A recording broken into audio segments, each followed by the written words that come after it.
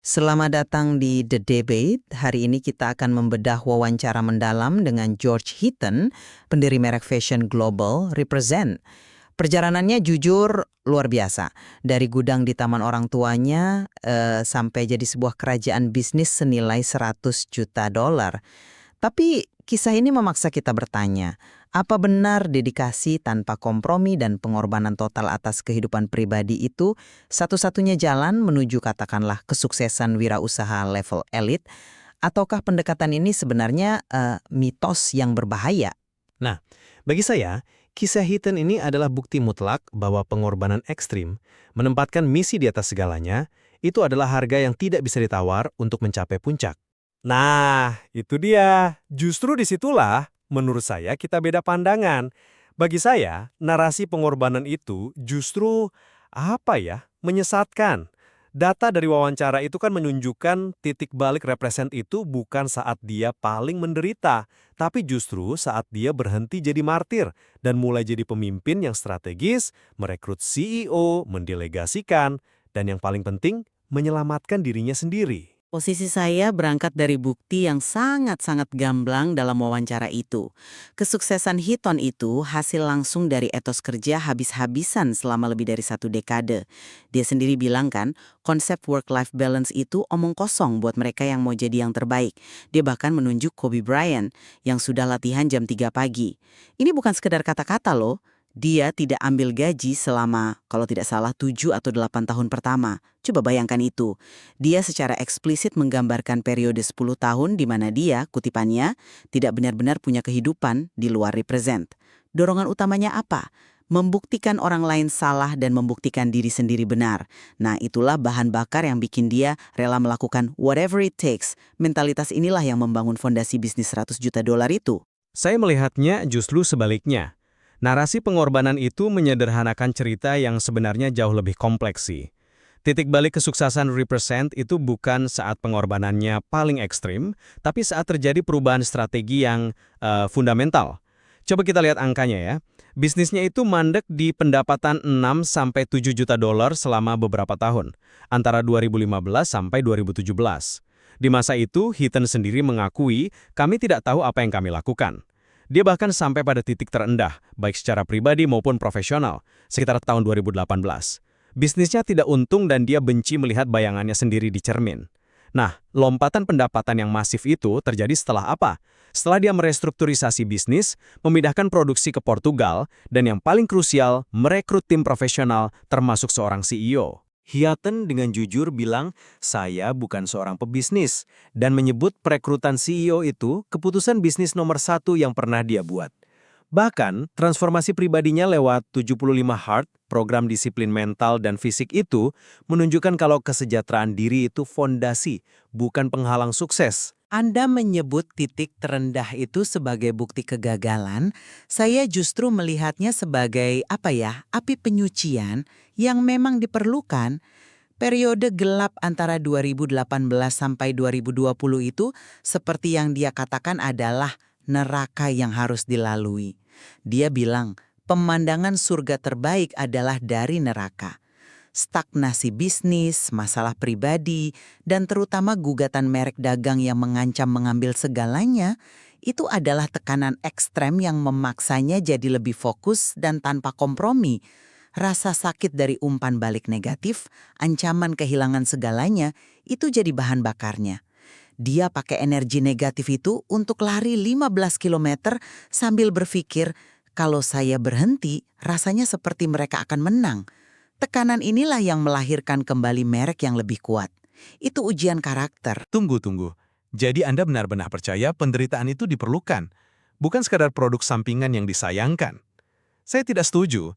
Titik terendah itu bukan pengorbanan yang mulia, tapi gejala dari pendekatan yang tidak berkelanjutan. Bisnis yang tidak menguntungkan dan krisis pribadi itu kan tanda bahaya, bukan ujian karakter. Bagaimana Anda bisa mendamaikan argumen ujian karakter ini dengan pengakuannya sendiri, bahwa dia dan teman-temannya cuma main-main dan tidak tahu apa yang mereka lakukan? Itu kan pengakuan kegagalan strategi dong. Solusinya bukan kerja lebih keras dengan cara yang salah, tapi kerja lebih cerdas. Dia harus menggambar ulang citra dirinya dan mereknya. Itu menunjukkan perlunya pemulihan dan reorientasi, bukan sekedar ketahanan buta. Tapi reorientasi itu tidak akan ada artinya tanpa fondasi yang dibangun dari pengorbanan awal. Tanpa dedikasi ekstrim selama 7 tahun pertama itu, ya tidak akan ada bisnis yang bisa diselamatkan atau direstrukturisasi. Dia tidak akan punya apa-apa untuk diperjuangkan. Justru karena dia sudah menginvestasikan darah, keringat, dan air matanya, makanya dia berjuang mati-matian saat gugatan itu datang. Kalau bisnis itu cuma proyek sampingan, mungkin dia sudah menyerah dari dulu. Justru sebaliknya, fondasi itu nyaris runtuh. Saya berpendapat dedikasi ekstrem yang Anda sebut itu malah membuatnya buta terhadap kelemahannya sendiri. Dia terjebak dalam keyakinan yang terbatas, tidak tahu apa yang tidak dia ketahui. Katalisator sebenarnya adalah kesadaran bahwa pendekatannya salah. Dia harus mendengarkan orang lain. Contohnya James, Chief Product Officer-nya, yang selama ini mendorong untuk memindahkan produksi ke Portugal demi kualitas dan margin yang lebih baik. Awalnya Heaton menolak keras kan, tapi setelah dia akhirnya menyerah dan setuju, keputusan itulah yang mengubah profitabilitas perusahaan secara drastis. Ini bukan soal pengorbanan, ini soal kerendahan hati untuk mengakui kesalahan dan berani berubah. Anda menyinggung soal CPO-nya James. Ini menarik, karena ini menyentuh inti perdebatan kita selanjutnya. Apakah ini kisah seorang jenius tunggal atau keberhasilan sebuah tim? Saya setuju tim itu penting, tapi Heaton adalah mesin penggerak utamanya. Gairah dan visinya yang tanpa henti itulah yang pada akhirnya menarik talenta-talenta hebat seperti James atau CEO yang direkrutnya. Keputusan mempekerjakan CEO memang langkah strategis, tapi itu hanya mungkin terjadi karena pengorbanan pribadinya telah membangun bisnis yang cukup menarik bagi seorang eksekutif berpengalaman dari Puma untuk mau bergabung. Seorang pemimpin itu kan menciptakan budaya, dan budaya kerja keras di Represent, di mana semua orang hidup untuk itu, berasal dari teladan yang ditetapkan Heaton sejak awal. Dia adalah sumber DNA merek tersebut. Tapi kan Heaton sendiri yang mengakui kalau dia akan menghambat pertumbuhan jika tetap jadi CEO. Itu kata-katanya, bukan kata-kata saya. Pertumbuhan dari 35 juta jadi 100 juta dolar itu terjadi dalam waktu singkat, tepat ketika dia melepaskan kendali operasional dan fokus pada kekuatannya sebagai seorang kreatif. Ini bukti telak bahwa kesuksesan wirausaha pada skala ini bergantung pada kemampuan membangun tim yang lebih hebat dari diri Anda, bukan mencoba melakukan semuanya sendiri. Dia bahkan menyebut saudaranya, Michael, sebagai idolnya. Ketergantungan pada keahlian Michael, James, dan para eksekutif lainnya menunjukkan bahwa ini adalah permainan tim. Saya akui poin itu valid, tapi itu cuma sebagian dari cerita. Dia tidak melepaskan kendali, dia mendelegasikannya dengan cerdas. Tapi DNA merek, obsesi terhadap kualitas, keinginan untuk menjadi yang terbaik dalam segala hal, dari desain pop-up store sampai kecepatan pengiriman, itu semua berasal dari dorongan pribadinya yang tanpa henti. CEO baru mungkin membawa prinsip people over profit, tapi budaya kerja keras yang ekstrim dan obsesi pada detil itu sudah tertanam di sana. CEO itu masuk ke dalam ekosistem yang sudah diciptakan oleh Heaton. Justru disitulah letak evolusinya. CEO itu menyempurnakan ekosistemnya. Budaya perusahaan yang hebat, yang membuat Rezen menjadi tempat kerja yang didambakan, adalah hasil dari kepemimpinan yang matang, bukan cuma kerja keras individu yang membabi buta. Heaton mengakui bahwa CEO barunya membuat hidupnya jauh lebih baik dan membebaskannya dari tugas-tugas yang menguras energinya. Jadi, ini bukan cerita tentang seorang jenius tunggal, melainkan tentang evolusi seorang pendiri yang cukup bijak untuk mempercayai orang lain yang lebih ahli darinya di bidang tertentu. Itulah pelajaran yang paling berharga di sini, bukan pengorbanan tanpa henti. Oke, jadi kita sudah membahas strategi bisnis dan peran tim. Tapi ada satu elemen yang terus muncul dalam cerita ini. Dampak brutal terhadap kehidupan pribadinya. Anda melihatnya sebagai tanda bahaya, tapi saya justru melihatnya sebagai harga yang harus dibayar. Heaton sadar dan menerima biaya itu. Dia mengakui merasa sendirian tetapi tidak pernah kesepian, dan mengalihkan potensi kesepian itu menjadi lebih banyak pekerjaan atau latihan di gym selama 5 jam. Ini adalah mentalitas orang pemenang sejati. Setiap pengorbanan adalah investasi untuk tujuan yang lebih besar. Perasaan bersalah yang dia rasakan saat tidak bekerja, bahkan setelah kencan selama 4 jam, itu adalah ciri khas orang-orang yang mencapai hal-hal luar biasa. Dia memilih misi ini, dan dia bersedia membayar harganya. Saya sama sekali tidak bisa setuju dengan itu.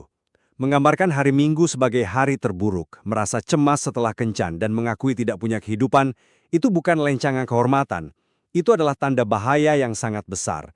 Kondisi ini pasti mengarah pada kelelahan atau burnout dan pengambilan keputusan yang buruk, yang mungkin menjelaskan kenapa bisnisnya mandek selama bertahun-tahun. Kan, itu adalah gejala dari ketidakseimbangan yang berbahaya. Fakta bahwa dia baru sekarang belajar untuk menyeimbangkan hidupnya setelah timnya solid, menunjukkan bahwa model sebelumnya punya cacat yang fundamental. Kesuksesan sejati seharusnya tidak mengubah hasrat menjadi penjara yang diciptakan sendiri. Tapi dia sendiri yang bilang dia mencintai penjara itu. Dia berkata, saya suka represent, saya bangun dan itu adalah represent, semua yang saya lakukan adalah untuk merek itu. Ini bukan penderitaan, ini pilihan sadar dari seseorang yang sepenuhnya terobsesi dengan misinya. Dia tidak dipaksa, dia memilih jalan ini karena seperti yang dia bilang soal Kobe, untuk menjadi yang terbaik, Anda harus memberikan segalanya. Tidak ada jalan tengah di level elit. Itu argumen yang menarik, tapi apakah Anda mempertimbangkan bahwa obsesi itu nyaris menghancurkan dirinya dan bisnisnya? Titik terendahnya pada 2018 adalah bukti nyata dari bahaya pendekatan ini. Dia membenci dirinya sendiri, tidak mau melihat cermin, dan bisnisnya tidak menghasilkan uang. Kesejahteraan pribadinya baru membaik ketika dia mulai program 75 Hard, membaca, berolahraga 2 kali sehari, tidak minum alkohol. Ironisnya, kesuksesan bisnisnya meroket setelah dia mulai merawat dirinya sendiri. Ini menunjukkan korelasi yang sangat jelas. Kesejahteraan pribadi bukanlah pengorbanan untuk sukses, melainkan bahan bakarnya. Dia menjadi pemimpin yang lebih baik ketika dia tidak lagi membenci dirinya sendiri. Sebagai kesimpulan, bagi saya, kisah George Hitton ini secara meyakinkan menunjukkan bahwa untuk membangun sesuatu yang benar-benar transformatif dari nol, pengorbanan ekstrim itu bukan pilihan, melainkan sebuah keharusan. Komitmennya yang tanpa henti pada misinya selama lebih dari 1 dekade, bahkan dengan mengorbankan kesejahteraan dan kehidupan pribadinya, adalah fondasi utama dari kerajaan bisnis yang ia bangun. Etos kerja habis-habisan itulah yang membedakannya dari ribuan merek lain yang gagal. Sementara dedikasi Hitton memang luar biasa ya. Pelajaran paling berharga dari kisahnya bukanlah tentang pengorbanan buta, melainkan tentang pentingnya evolusi. Kesuksesan puncaknya tidak datang dari sekedar bekerja lebih keras dengan cara yang sama. Kesuksesan itu datang dari kesadaran diri untuk berubah, mendelegasikan kelemahan, dan akhirnya memahami bahwa tim yang kuat dan kesejahteraan pribadi adalah akselerator, bukan penghambat untuk pertumbuhan jangka panjang. Diskusi ini menyoroti 2 interpretasi yang sama-sama valid mengenai jalan menuju kesuksesan. Apakah itu tentang pengorbanan total yang membangun fondasi atau evolusi strategis yang memungkinkan lompatan kuantum? Materi ini memberikan wawasan mendalam tentang kompleksitas dan tuntutan pribadi di balik membangun sebuah merek ikonik dari awal. Tepat sekali. Kisah ini memaksa kita untuk mempertanyakan kembali definisi sukses itu sendiri dan apa yang benar-benar diperlukan, bukan hanya untuk mencapainya, tapi juga untuk mempertahankannya dalam jangka panjang tanpa menghancurkan diri sendiri. Masih banyak yang bisa digali lebih dalam dari perjalanan ini.